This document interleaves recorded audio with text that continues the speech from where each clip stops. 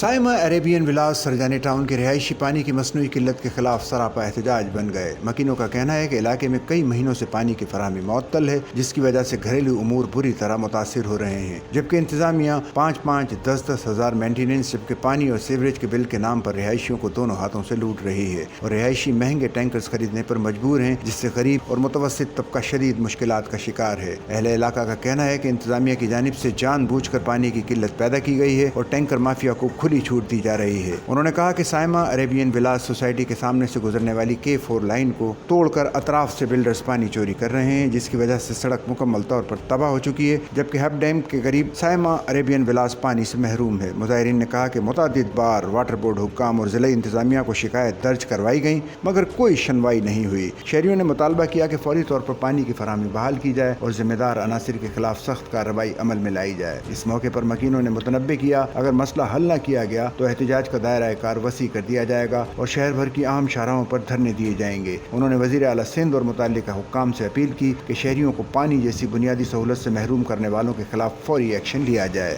Sachal news network की videos में खुश आमदेद। नाजरीन, वीडियो से मुताल्लिक अपनी कीमती राय का इजहार कमेंट बॉक्स में ज़रूर करें और चैनल को सब्सक्राइब करें।